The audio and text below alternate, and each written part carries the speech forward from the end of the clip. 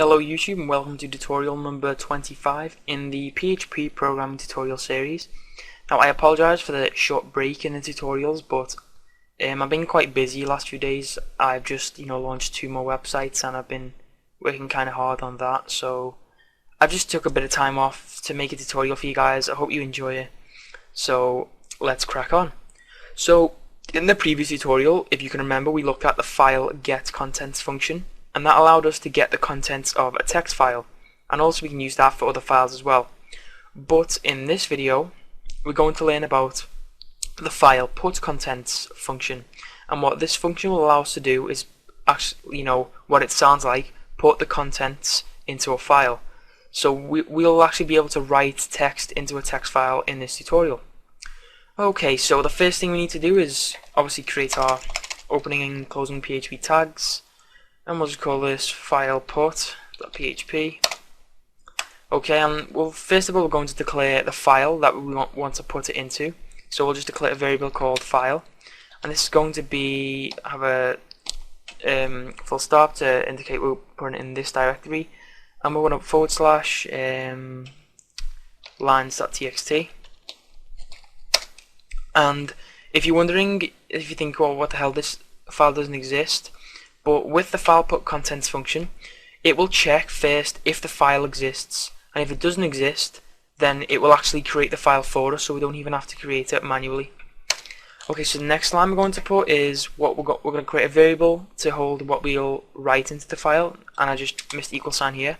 So we'll just create a variable called write, and we'll set this to this is line 1, and end that.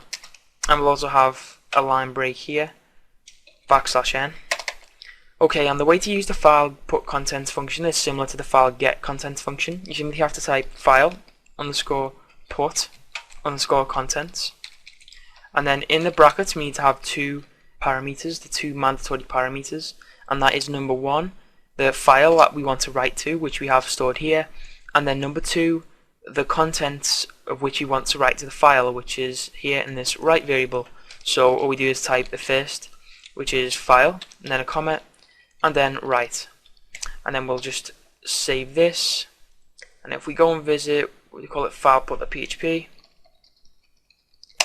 and you'll see that nothing has happened. That's good. That's a good sign, because that means there's no errors. So if we load tutorials, you will see, where is it, lines.txt down here, and it'll say this is line 1. Okay, so that has worked all nice and fine, so we now know that this works. So let's say we want to write a new line.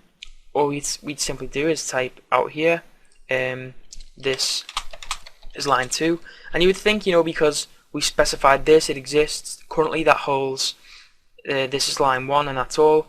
And since we're actually just putting the contents into it, it doesn't look like we're overwriting it. So if we save this and we go to file put.php, okay, everything looks fine from there, and then reload this, and you'll see it says this is line 2, and it hasn't actually kept this is line 1.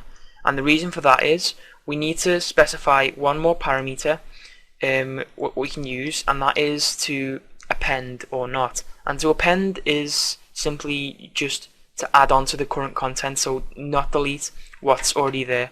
So we'll add a comment, and all we need to do is type file _append, and this will tell file put contents that we want to append the current data inside of that file.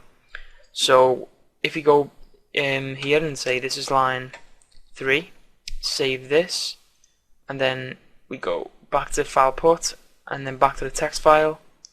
And why didn't that? I think we need to reload it. No, oh yeah, there we go. And it says this is line 3. So now using the file _append parameter, it will not actually append the text. And we can also, we can write in the middle of the file just by, we can store the file as a variable with file get contents, and then we can split it using the explode function. But I'm not going to drag this video on, so I'm just going to end it here. So I hope you guys now are familiar with using the file put contents function. Now, if you have any questions, leave a comment in this video. Please like the video as well because it really does help, and subscribe to the channel. I kinda haven't really planned this video at all, sorry, I'm really busy right now, but many more tutorials will follow. And for a lot of questions I've been getting about MySQL, the next video after this one we will start MySQL, because that's what I was planning to, and everyone's asking me for it. So video number 26 will start MySQL.